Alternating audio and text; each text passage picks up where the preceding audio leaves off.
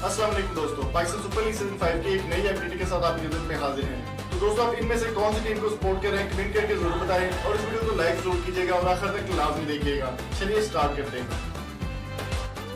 अस्सलाम वालेकुम दोस्तों, पीएसएल की ताज़ा तरीन अपडेट के साथ आपकी खिदमत में हाजिर हैं।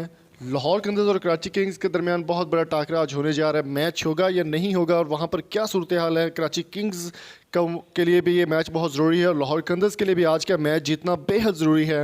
तो देखना होगा कि आज का मैच होता है या नहीं होता, बारिश होगी या मैच होगा। दोस्तों, पहले भी कई बार बारिश की वजह से मैच जो है वो मनसूख हो चुका है, जिसमें लाहौर कंदर्स, क्वेटा ग्लैडिएटर्स और मुल्तान सुल्तान का मैच जो है वो लाहौर में खेला जाना था कल, लेकिन वो मनसूख हो गया।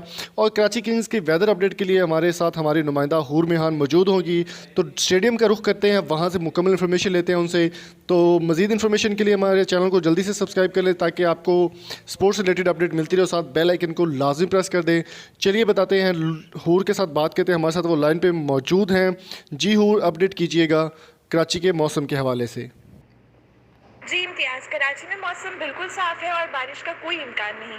और वेदर फोरकास्ट के मुताबिक आइंदा 24 घंटे में बारिश का कोई इम्कान नहीं और कराची किंग वर्सेस लाहौर कलंदर का मैच बआसानी से खेला जा सकता है। शुक्रिया।